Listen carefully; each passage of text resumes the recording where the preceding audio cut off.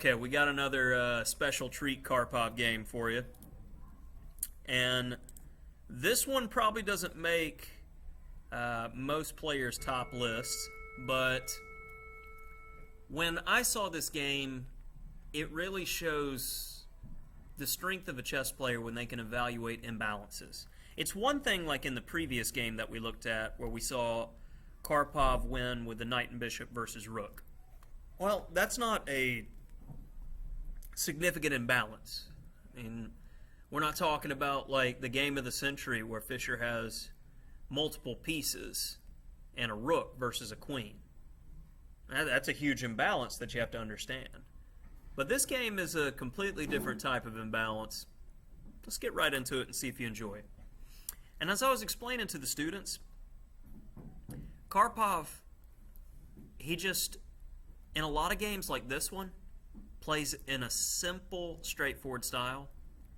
And once we reach this position, most players are playing like, I guess Queen E2 here, Rook D1, and transposing. But this position, it's a symmetrical pawn structure. Piece play is relatively the same. Both sides are having trouble developing their C-bishop because of the location of their E-pawn. And there's nothing much to the position, right?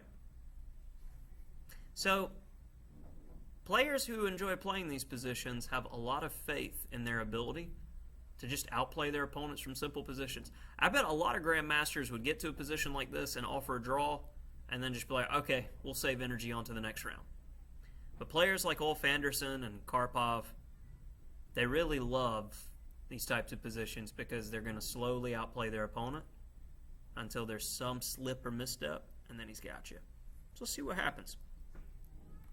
So he uses his last piece, gets his rook into the game, and notice white has just a little bit more time than black. That's the only real, booger's worth of advantage he has here. Gets the bishop out of the way from discoveries. He didn't have anywhere else for that bishop to go, so might as well put him there, get him out of the way of our rook, so our rook's attacking something. He says, well, I might as well put my king in the middle. It's an endgame. The queens are off the board. Says, okay, well, I just want my knight to come here. And since it's more of an open position than a closed position, I would love to get my knight there to be able to either take your bishop or have your bishop take me, because with the bishop pair, I will slowly improve my position. And Boris Gulko plays b6. And it just looks awful because the bishop on a7 is looking at his own pawn now. And here comes that imbalance I was talking about. Now let's get dirty. Rook takes d7. And after king takes, knight takes b6. The bishop's pinning the knight. And when I was analyzing this with the engine, best play was rook hc8.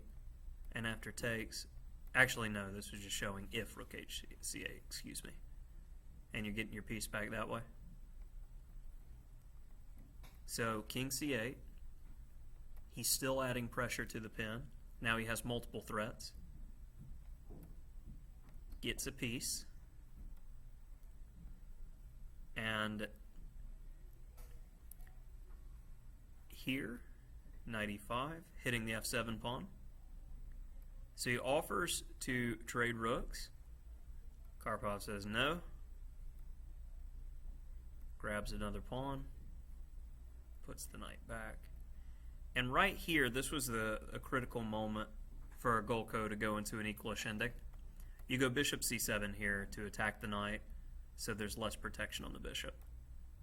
And this is a very difficult move to find when you're in a defensive position. And this position was interesting, but the computer evaluated as roughly equal. But he did not find bishop c7 with the subsequent bishop takes h2 sacrifice. Knight d5. Pressure, pressure. Bishop a4. And Karpov's doing everything he can to prevent trading off the last rook and keeping tension in the position. Love it. Bishop takes. Now, if pawn takes, knight takes check, and he wins the rook. This next move and the subsequent play is why I selected this as one of Karpov's best. Because he's got his clean play all throughout, equal opening, not taking any risks. Then, when the position presents itself as something where understanding is required, this is where Karpov was truly at his best. Because it's not that he was bad at tactics or anything like that. It's that the tactics flow for Karpov from positional means rather than, tactics for tactics' sake, like many players. One of the main reasons with scholastic players, I see a lot of them get really good really quick. They get to 2000 and then they struggle. It's because they are tactically very gifted. They play a lot of tactical openings, and tactics are easy to train and learn. But then they start facing players that have the Karpovian sense where they just want to get a position. No real tactics if somebody's just not doing anything. And then they're lost. And a lot of scholastic players lose their way for that reason. But without further ado, rook takes d5. Gives the other rook in the position to get the bishop. Now we have 3 minor pieces versus 2 rooks. And this is an imbalance that you don't typically find because it's rare.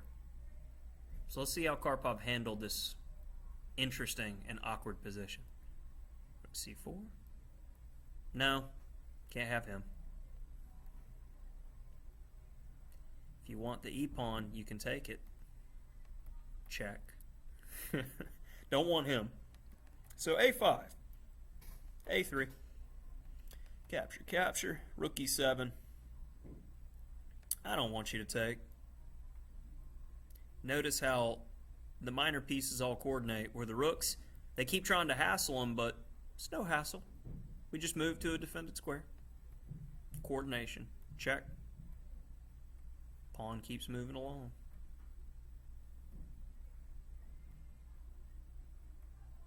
Controlling key squares.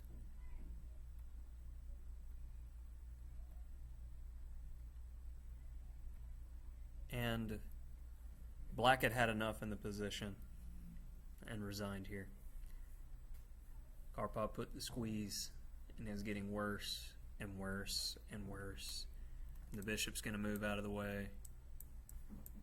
And gradually the pawn is going to make his way home. Dirty. Dirty, dirty, dirty.